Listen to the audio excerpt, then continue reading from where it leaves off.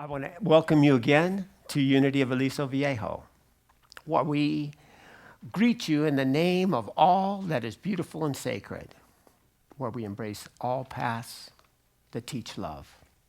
Here at Unity, we offer a positive path to spiritual living that supports people in expressing their divine potential for happy, abundant, and meaningful lives. We welcome people of every creed, color, ethnicity, age, socioeconomic background, sexual orientation, people with disabilities. Unity leaves no one out. And we also like to say that you are not here by accident, but by divine appointment. And we're so grateful that you kept your appointment with Spirit this morning.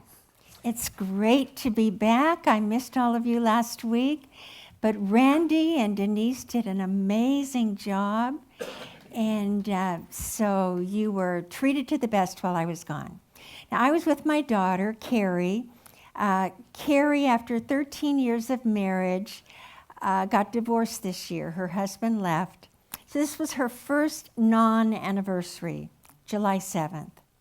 So we decided that we would get together and watch chick flicks and eat Haagen-Dazs and cry and laugh and all that. So that's what we did while you were enjoying the 4th of July.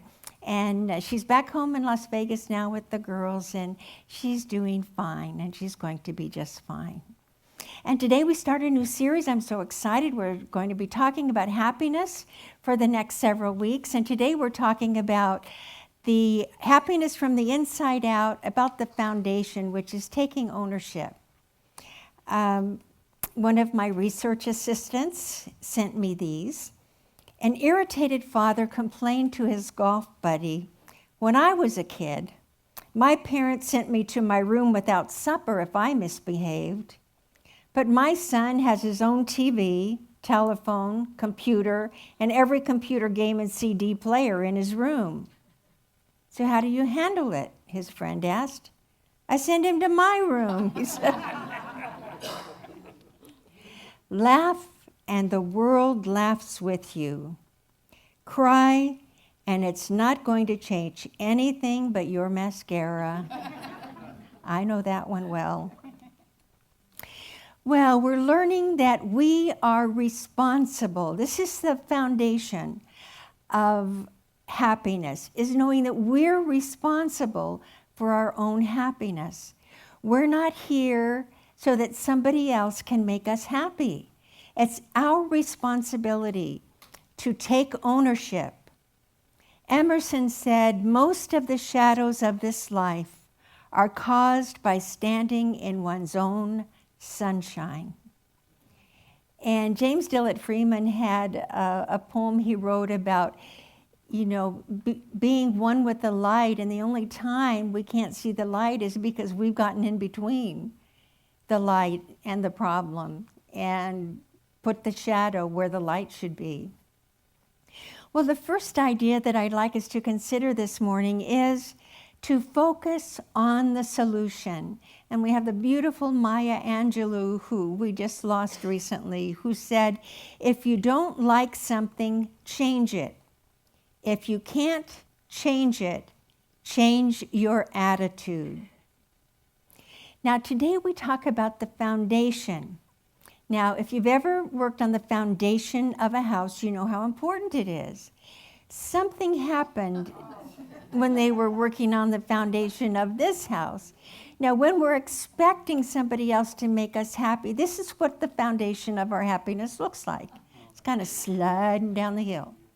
But when we take responsibility, we build a firm foundation, and every week we'll see how happiness builds on that foundation of being responsible.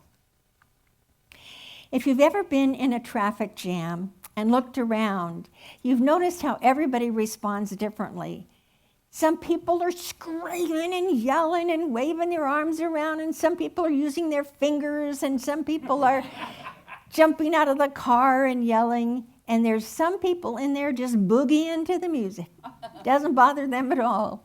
Whatever happens, our response Our responsibility is our ability to respond. And we're responsible for our own happiness. So whether we're in a traffic jam or whatever it is, we can find the joy, we can find the music, we can find the love, the humor, wherever we are. We're responsible. That's the foundation of happiness from the inside out.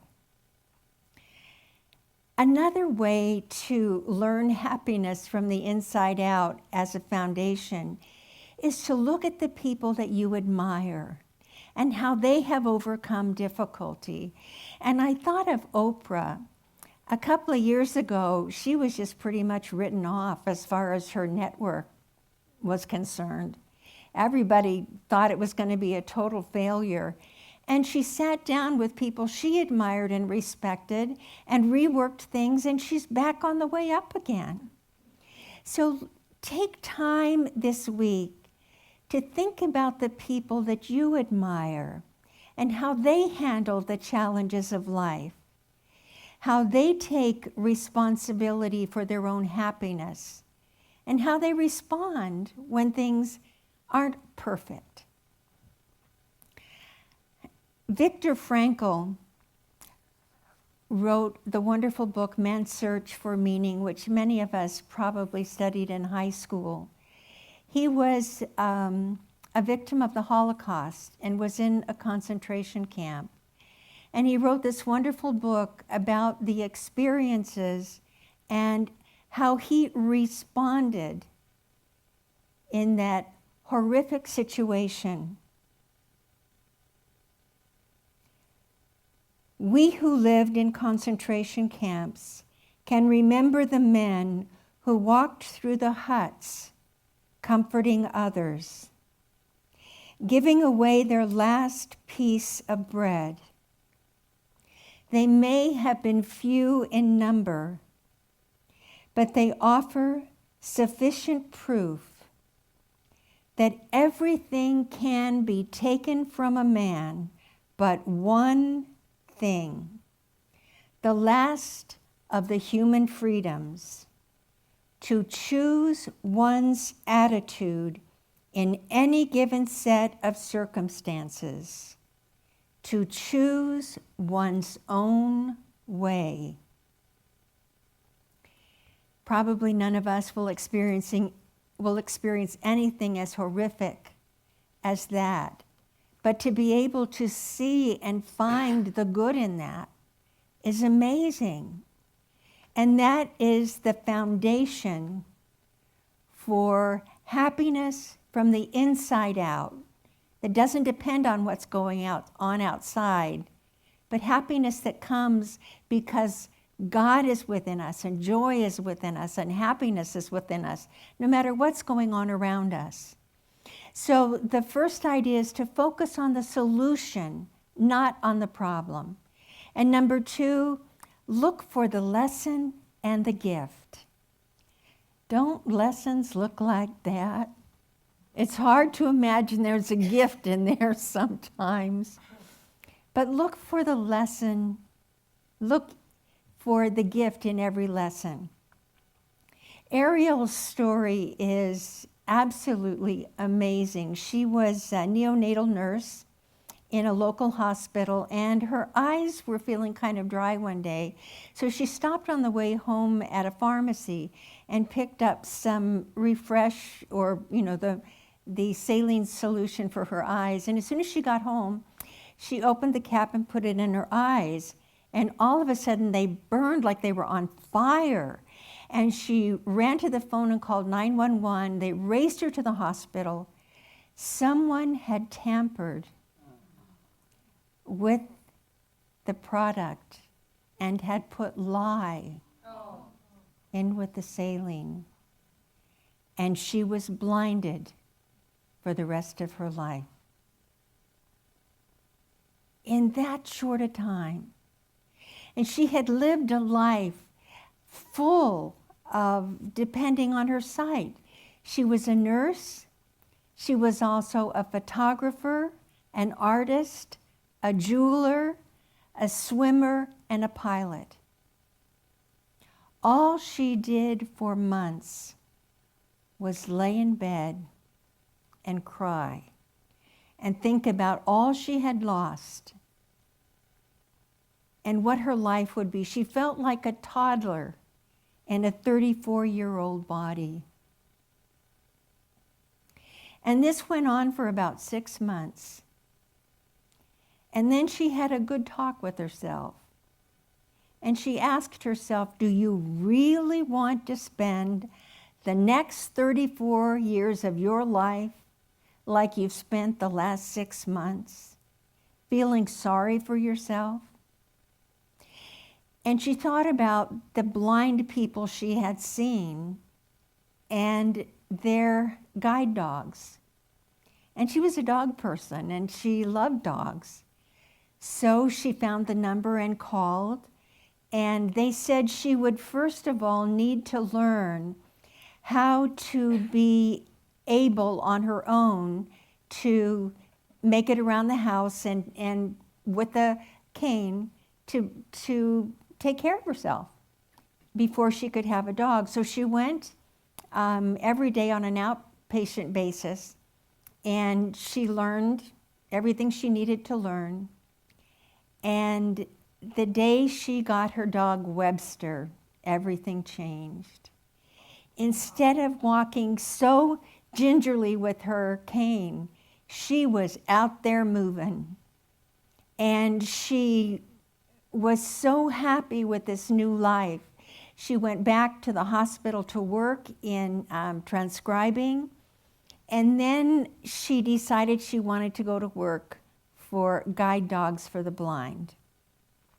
So she went there, and she met a man who the other members, sighted people who were there, explained what he looked like. He was there for a 30-day inpatient trial for his dog. He had long hair and a big bushy beard and a hat, and he was hiding. And about halfway through the month, he asked if he could get a haircut and shave off his beard. And at the end of the month, when he walked across the stage with his guide dog to graduate, his wife in the audience did not even recognize him. That's how much he had changed. This is what Ariel says. I can relate to him. I sometimes don't recognize myself. Before I lost my sight, I considered myself a fairly happy person. Yet today I am happier and more empowered than I was before. On a more consistent basis and from a more meaningful place. There is a deeper sense of contentment and peace in my life now. For although I lost my sight, my vision has become greater.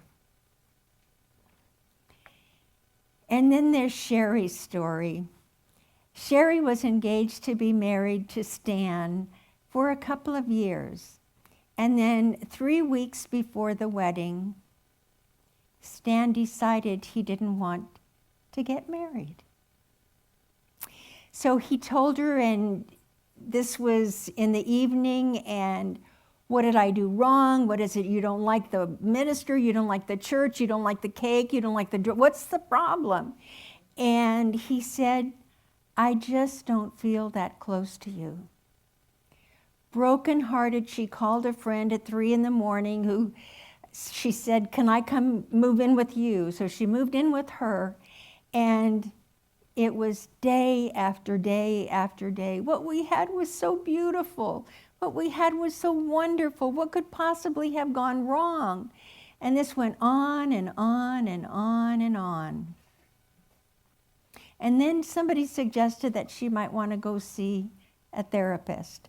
So she started therapy, and she was there for about 10 weeks and going on about it was so good and it was so wonderful and what did I do and poor me. And the therapist said, if it was that great, how come it's over? And then she went home and said, my therapist is even horrible. Life is so terrible, and even my therapist.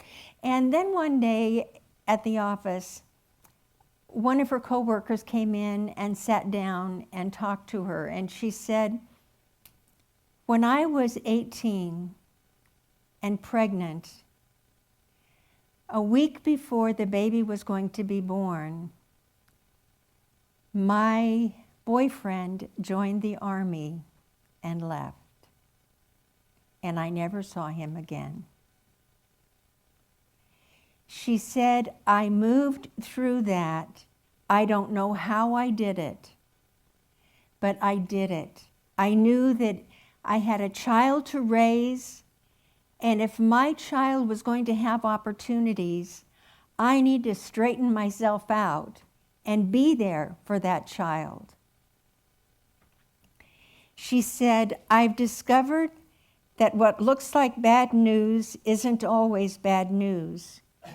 Who could have predicted that being left at the altar 3 weeks before my wedding would help me break the most damaging habit I had, the one that was keeping me from happiness?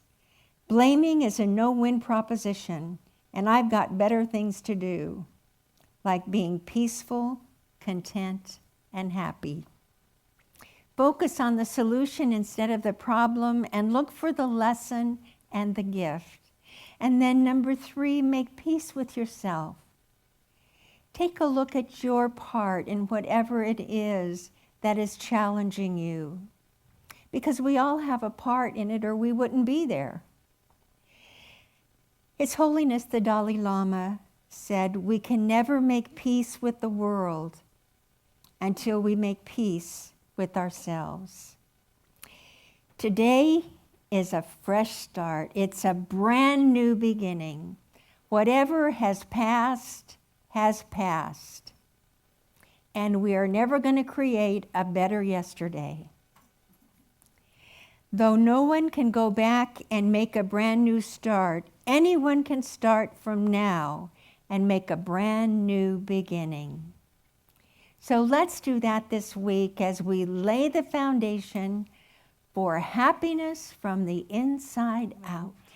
And this part of our service is called our Sacred Walk of Abundance. And before we bless our offerings, I wanted to share a note that we received from Threads of Love. This is an organization that knits little hats for preemies in the hospital. And so we sent them a tithe last month, and they write, Dear friends, it was a delight to attend your church and share the Threads of Love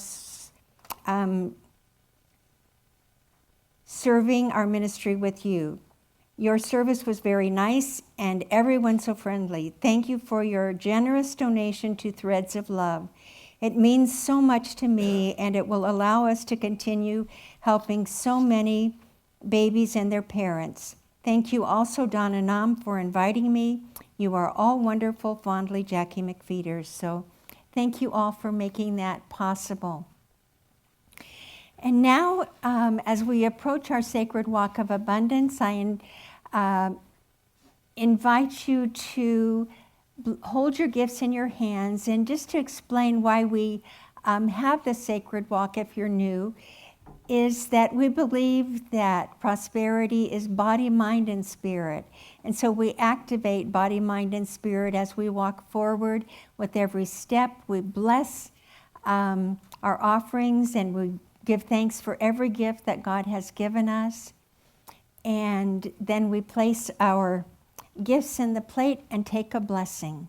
So it's giving and receiving. And if you give automatically through your credit card or through your bank, you'll find a little green plastic card in the pocket in front of you, and take that and just hold that and bless that so that your gift will be blessed. So let's take our gifts now and hold them in our hands and bless them with the words of our offering blessing. Together, divine love through me blesses and multiplies all that I give and all that I receive. Amen.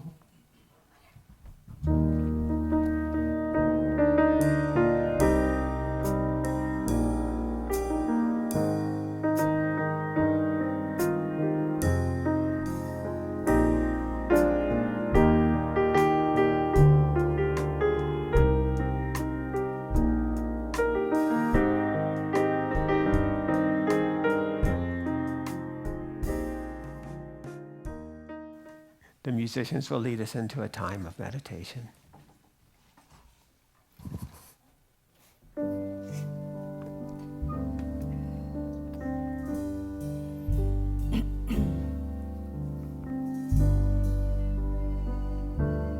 By your love, I now rest in your eternal arms. Quietly I go within and hear. Be still and know that I am God.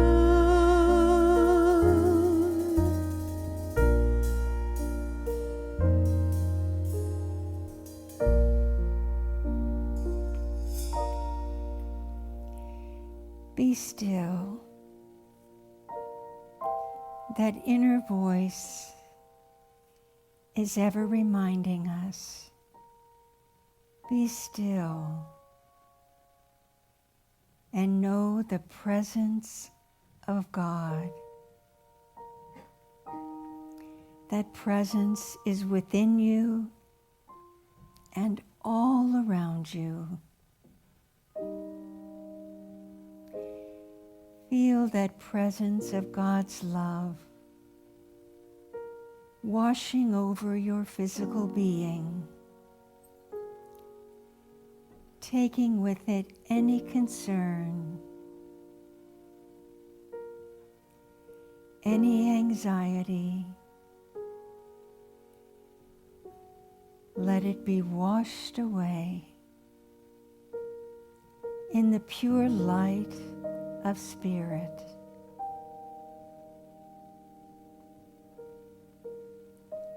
Be still. Become aware of your breathing. Breathing in deeply. Breathing out slowly. Quieting the mind as you relax the physical body.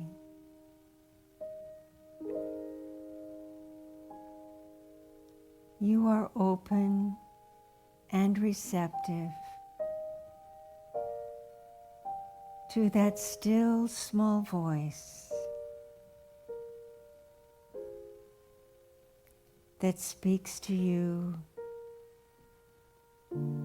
when you listen, when all is still. You hear that voice of the divine in the stillness, in the quiet, in the sacred silence.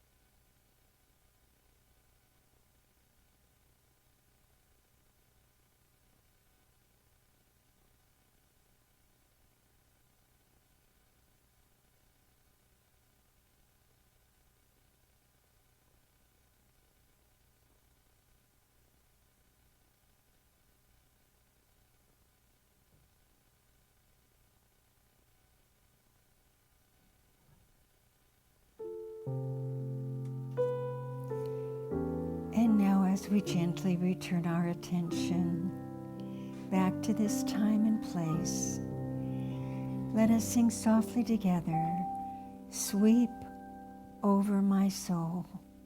Sweep over my soul.